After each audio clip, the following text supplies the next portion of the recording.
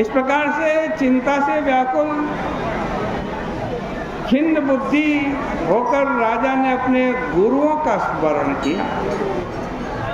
मुनियों में श्रेष्ठ, सर्वज्ञ, सब कुछ जानने वाले याज एवं उपयाज नामक बुद्धिमान 2 महामुनि उस राजा के बुलाने पर वहां आए।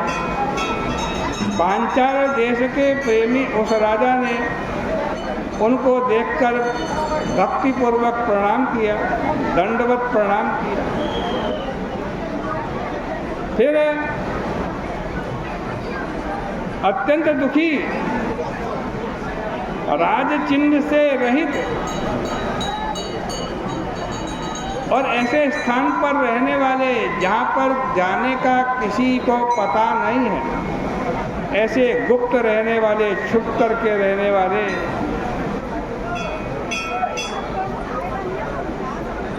उस राजा ने उन महामुनियों के चरणों पर पृथ्वी पर गिरकर कुछ क्षण चुपचाप बैठ गए।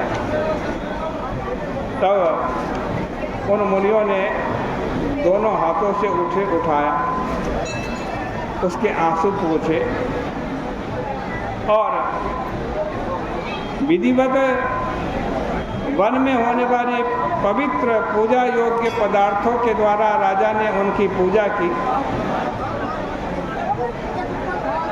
फिर जब ब्राह्मण सुखपूर्वक बैठ गए, फिर राजा ने सिर नीचे किए में पूछा, हे ब्राह्मणों, आप लोग ब्रह्म परायण हैं। मुझ जैसे राजा के दुख का कारण कहिए।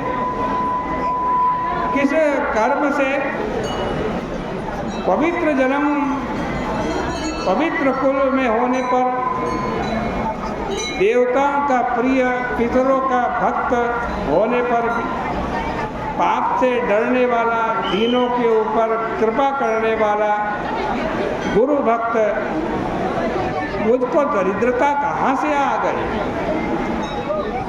कोष की हानि और शत्रुओं द्वारा पराजय कैसे हो गई? किस कारण से जंगल में रहना एवं एकांतवास मेरे लिए हुआ और न मुझे कोई पुत्र है, न भाई है, न कोई मेरा हित चिंतक है, न कोई मित्र है। इसका क्या कारण है? मेरे द्वारा रक्षित निष्पाप देश भी अकाल से पीड़ित क्यों हो गया है? हे मुनि श्रेष्ठों, विचार करके इसका कारण कहिए। अत्यंत खिन्न उस राजा के द्वारा इस प्रकार कहे जाने पर वे दोनों मुनि श्रेष्ठ महात्मा कुछ क्षण उनका ध्यान करने लगे। फिर याज और उपयाज उस राजा से बोले, राजन सुनो, हम तुम्हारे दुख का कारण कहते हैं। हे राजन, पूर्व काल में 10 जन्म तक तुम महापापी एक व्याध बहेलिये के रूप में रहे। तुम बड़े ही निष्ठुर थे, कठोर थे, सदा सभी लोगों की हिंसा में लगे रहते थे।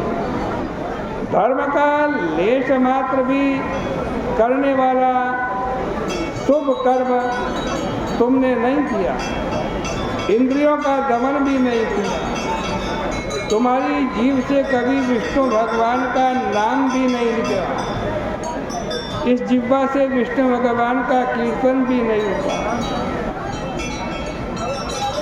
कभी भी तुम्हारे चित्त ने भगवान विष्णु का स्मरण भी नहीं किया। परमात्मा के उद्देश्य से, भगवान के उद्देश्य करके तुमने कहीं प्रणाम तक नहीं किया।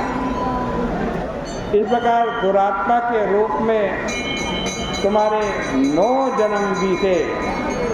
10वें जन्म में तुम सह्य नामक पर्वत पर एक निर्दयी बहेलिया होकर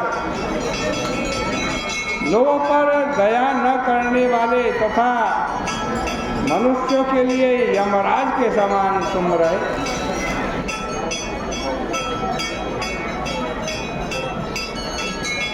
उस जन्म में तुम सदा हिंसा में लगे रहते थे, दया रहित थे।